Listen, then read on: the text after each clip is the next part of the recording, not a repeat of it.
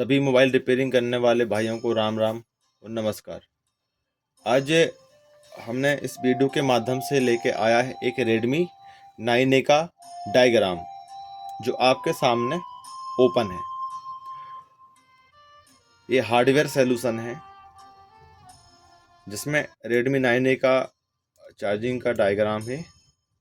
आप इसको एक बार अच्छे से, जो लाइट का सेक्शन है वो इस प्रकार से वर्क करता है। ये आपकी चार्जिंग आईसी है, एक कॉइल लगी है, कॉइल से वोल्टेज बूस्ट होके कैप पे आते हैं, कैप से फिर निकल के सीधा इस कैप के माध्यम से ये हमारी जो सप्लाई है वापस लौट के रिटर्न जाती है इससे।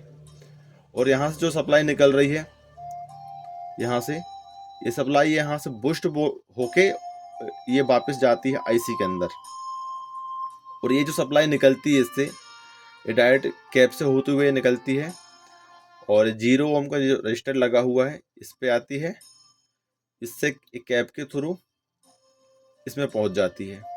इसके बाद में फिर ये जो कॉइल के थ्रू निकल के ये बूस्ट होके ये निकल के सीधा आईसी पे पहुंच जाती है।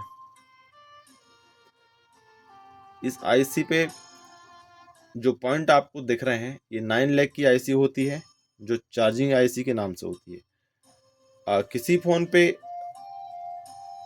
12 की होती है, किसी पे 9 की होती है। Redmi Note 8 में शायद 12 लाख की आईसी है, 12, हाँ शायद 12 ही होगी, और वो तो डायग्राम पे दिख ही जाता है।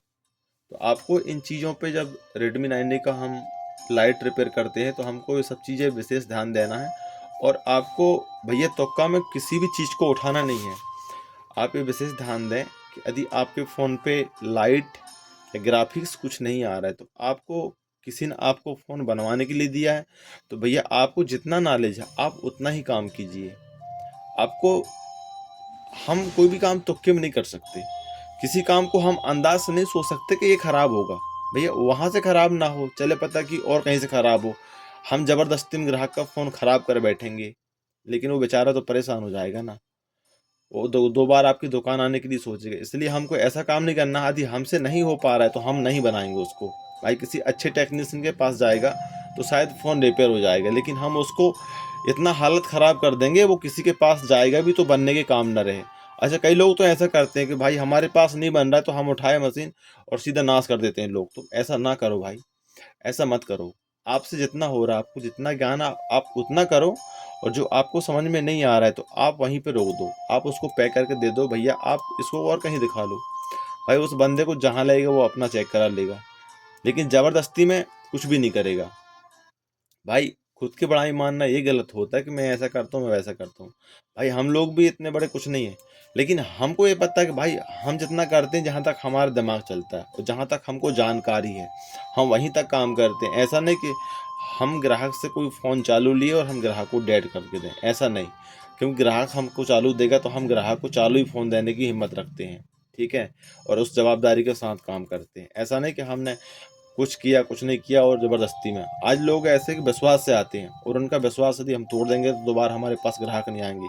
इसलिए मैं सभी भाइयों से बोलना चाहता हूँ भाई कि इस वीडियो के माध्यम से आप काम, जो आपको जानकारी है, आपको समझ में आ रहा है, आप उसी काम कीजिए।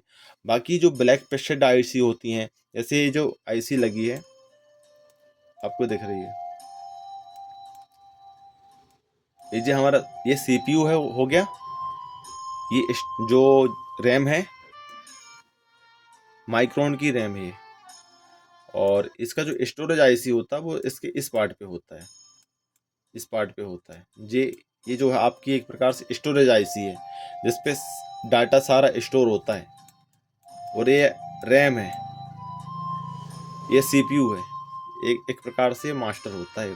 फ़ोन को हर चीज़ के लिए परमिशन इसको देना पड़ता है, तभी कोई भी सिस्टम वर्क करता है, ठीक है। तो हमको ज़बरदस्ती में किसी भी चीज़ को छेड़खानी नहीं करना। चले पता फ़ोन किसी काम के लिए आया और हमने उसमें कर कुछ और दिए, तो ऐसा नहीं करना है भाई। जो भी चीज़ आपको जहाँ तक नॉलेज है आप करो, बाकी जहाँ तक नहीं है तो कोई बात ही नहीं उसके लिए। भाई हमको जितना ज्ञान है हम उतना काम करेंगे। बाकी जहाँ हमको नहीं आ रहा तो हम बोलें भाई हमसे ये हो नहीं पाएगा, ठीक है। ज़बरदस्ती में लोग क्या सील तोड़ तोड़ के, सील उखाड़ उखाड़ के फ़ोन की हालत ख़राब हो जाती है। अब आपसे सील उखाड़ते समय हो सकता है ये नेटवर्क सेक्शन है और इस पे आप जब सील यहाँ से ओपन करते हैं तो हो सकता है कि भाई कोई कंपोनेंट यहाँ से निकल जाए या कोई बाहरी कंपोनेंट यहाँ से गिर जाए, तो आपके फ़ोन में आप जो फॉल्ट के लिए आया था वो फॉल्ट तो आपके फ़ोन पे है ही, लेकिन फिर दूसरा फॉल्ट बन जाएगा। तो इस कंडीशन में आपका फ़ोन रिपेयर नहीं हो पाएगा।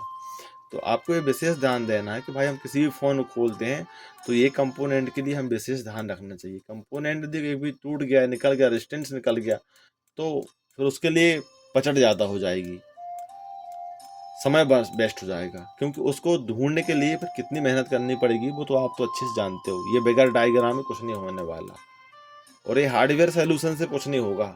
भाई कलर देख लिए, कलर से कुछ नहीं होगा कि हमने कलर देख लिए वाइट तो वाइट लगा दें, इसमें भी वैल्यू होती है, रजिस्टेंस में वैल्यू होती है, एक कैप पे भी सब कुछ होता है। तो हमको ये सब चीज़ें, जो चीज़ जहाँ की वहीं पे उसको फिटिंग रहना ज़रूरी होता है। अब एक कैप, एक मान चलो एक कैप गिर गया धोखा से, तो हम इस कैप को इसी के सेक्शन से ही लगा सकते हैं, इसी सेक्शन से। पर हम दूसरे सेक्शन से लगाएंगे तो एक वर्क नहीं करेगा, क्योंकि ये किसी और वैल्यू के लिए बना हुआ है और हम किसी और वैल्यू का लगा दिए तो भाई वो काम तो बनाएगा नहीं और बिगाड़ देगा। इसलिए ये चीज़ें आपको सब भाइयों को ध्यान देना है। विशेष करके ज़बरदस्ती में सील उखाड़ने की ज़रूरत नहीं है। सील उखाड़ने से एक प्रकार से फ़ोन की जो है लाइफ कम होती है और फ़ोन जो है बहुत ही नाजुक कमज़ोर हो जाता है। इसलिए आप जो फॉल्ट है, जहाँ फॉल्ट है, जो चीज़ ख़राब, उसी चीज़ को चेक करके उसी चीज़ में काम करिए। बाकी हम ज़बरदस्ती पूरी सील उखाड़ उखाड़ के फेंक दें तो ये हमारे लिए ठीक नहीं होता है, ठीक है भाई। बाकी मिलते हैं किसी नेक्स्ट वीडियो में, तब तक के लिए बाय बाय।